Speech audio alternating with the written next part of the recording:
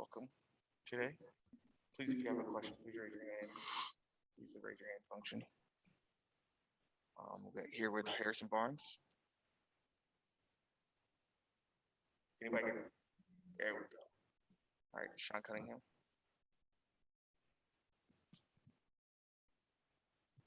Hey, what's up, Harrison? How you doing, man? Good. How you doing? I'm good. Hear me okay? Yep, it's just volume on our end. We're good. Oh, I'm super loud.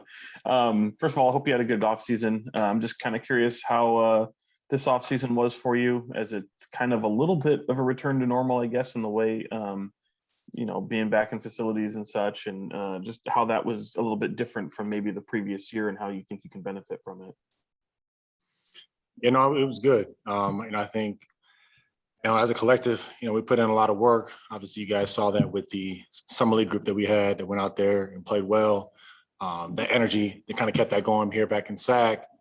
Some of us veteran players coming in, joining that fight. So, I think all in all, it's been a good summer for us to get better, build a little bit of team camaraderie, and hopefully hit the ground at the start of the season. Moving forward. And then from a roster standpoint, you guys, I know this is kind of beyond your control, but just what did you make of it overall? You guys brought back obviously a lot of the guys that some of the guys that you guys acquired mid-season, and it looks to be a very similar group from last year. Yeah, I'm obviously happy with everyone that we have in terms of roster moves and things like that. That's more, upper office. But, for the most part, I think we have guys who have familiarity. We know what we're trying to do. We have that chemistry. So, it's continuing to build on that. And like I said a lot last year, like what's going to be a key for us this year is our consistency. How consistent can we be night in, night out? It starts now with our practices, with, us getting in the gym, keeping that consistent effort going into camp. Jason Anderson. Hey, HB, hope all is well. Part of, you talked about your chemistry and your familiarity with each other. Part of your story together has been trying to end this playoff drought. 16 years would be the all-time record in the NBA. How much are you driven by that? Is it, kind of a playoffs or bust mentality for you guys right now? And then as a group, how do you deal with that pressure over the course of the season? I think for us, it starts with, building those daily habits and being consistent. Is it a successful season if we make the playoffs and we get swept in the first round? Are we hanging our hat on that and saying, yes, this is what we worked all season for to do? So I think it's a bigger mindset than that. Obviously, making the playoffs is important for those who've been there. We know how special it is for those who haven't. You want to be in that fight, but it starts with getting our minds right daily and putting the work in now. You know what I'm saying? In September, in November, as we prepare for the season, in October, preparing for the season, getting ready to get the season started. Defensively, you guys definitely want to make some strides there. A number of moves were made in the offseason, it seems like, to address that end. I don't know that we've heard much from you on Davion and your impressions of him defensively and what he can do, what some of these other guys can do. And with Davion specifically, is it fair, reasonable to ask a rookie to come in and kind of take on that task of really helping this team make a leap on the defensive end?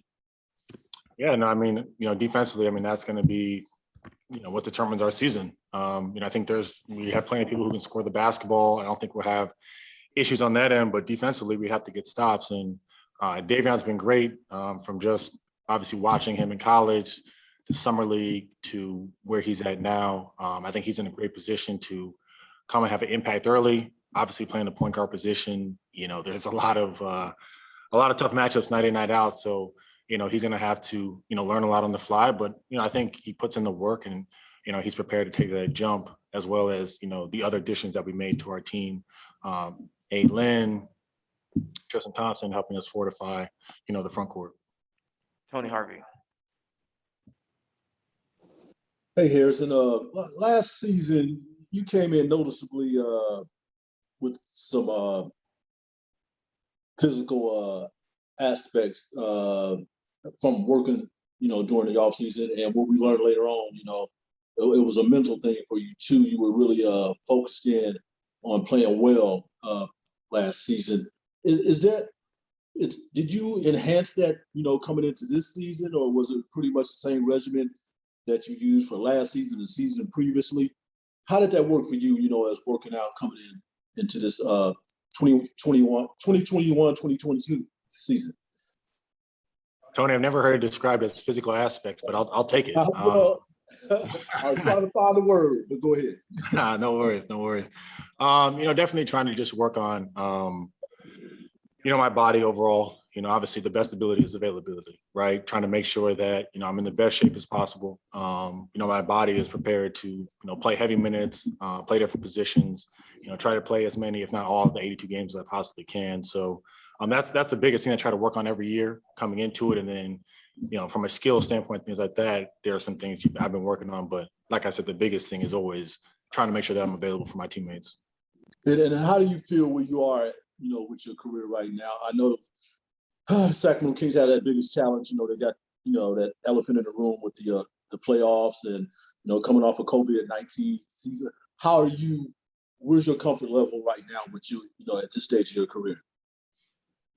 I mean, it's just to get better, it's to get better every single day, every single season. And, obviously, like I said earlier, we all want to, make the playoffs and, have aspirations that are higher than that. But, it starts with what we're building daily. And over the course of 82 games, if you're not building, not only in the preseason, but each game during the season, if you're not building, in a progressive way, the foundation gets exposed. So, I hope that we're in a better position this year to continue to build and not have those lapses where you have those 9-game droughts, 5-game slides, games where we're up, for 3.5 quarters and kind of let it slip on a consistent basis. Crystal Salters. Hey, Harrison, how are you? Good idea.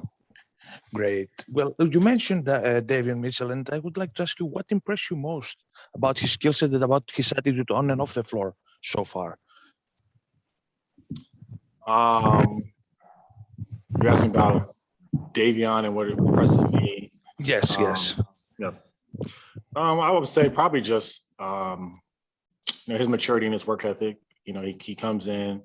He's a professional. Which is something you don't see a lot with younger guys in the league. But I think his time being in college, obviously winning a championship, has allowed him to come in very mature, know what he needs to do, know how to take care of his body. And I think those are all the recipes that are going to set him up, to be successful. I think from day one, as opposed to kind of having that, that time period where you have to adjust, you have to get better. I think he'll be in good shape, from the start.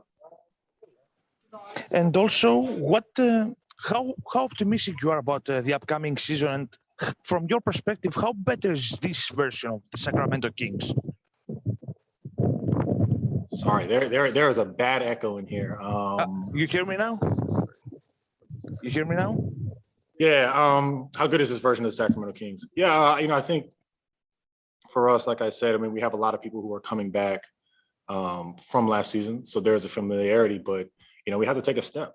Each and every one of us has to be better, because if we're just like we were last year, then we're gonna have the same result, right? Doing the same thing over and over again, expecting a different result is the definition of insanity. So, we definitely have to, improve. I think, we're all taking that challenge, personally coming into this season. All right, go back to Sean. Yeah, Harrison, just two more for me. Darren Fox, what have you made of his off-season gains, I guess? Yeah, no, he's done a good job, working on his body. That was a big thing for him coming into the offseason that he wanted to do. He wanted to put on weight to make sure that, his body can withstand, the fouls. Let's call it what it is, the fouls that he takes every single time he drives to the basket. So, I think he's in great shape to have, another big season for us. And for you also, I know last season, really even the season before that, you'd been kind of refreshingly critical of just how, the basketball IQ on this team can be and what a challenge that is for some guys. And just, do you see any evidence? I know you haven't played any games yet, but do you see any evidence from maybe the end of the season to where we are now of signs of encouragement that's, maybe a little bit further in the rear view for you guys? I mean, we gotta get to practice. We gotta get to games. I mean, that's one of those things where it's easy to simulate the right things to do in a static situation. Block learning during a workout, but when we get into the game and it's free flowing, you're just reacting.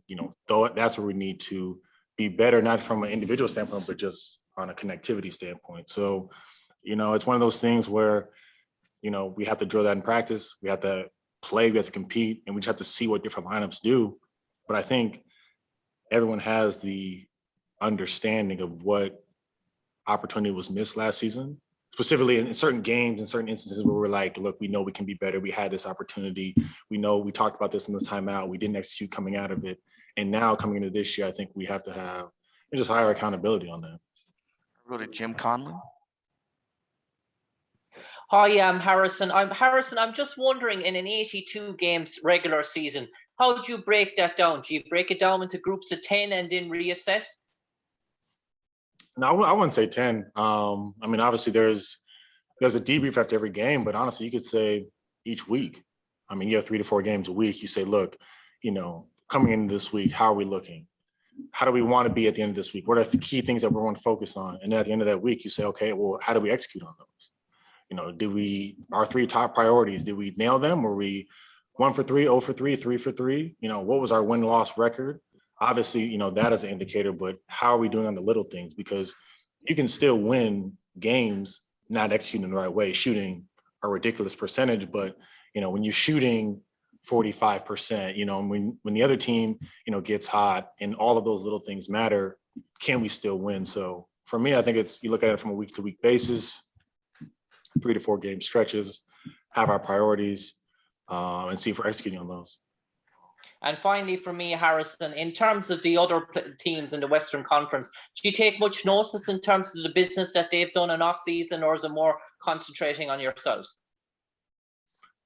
Oh, I mean, it's concentrated on ourselves. I mean, around the league, East, West, I mean, we say the same things every single year. Everyone got better. Everyone was loaded, all these different things. But at the end of the day, look, everyone's got NBA players.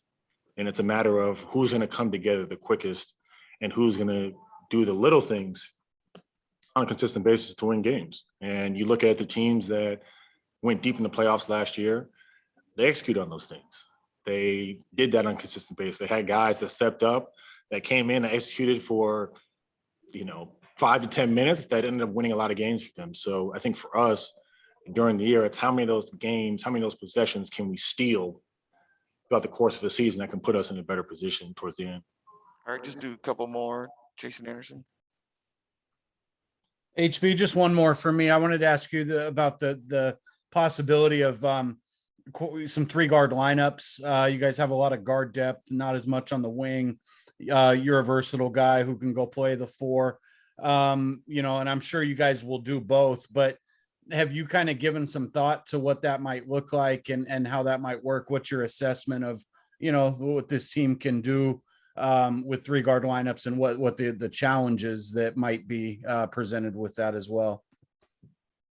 Yeah, I mean, it's going to happen. I mean, that's not a secret. I think that you'll definitely see that lineup. I think you'll see, a variety of lineups. And I think that having that flexibility is going to be big for us this year, which is why, I talked about, look, us getting into this preseason is going to be big because we're going to have to develop chemistry with different lineups, whether it's a 3-guard lineup, whether it's, me sliding to the 4, whether it's, our combination of different bigs that we have. Maybe we play 2 bigs, whatever it may be.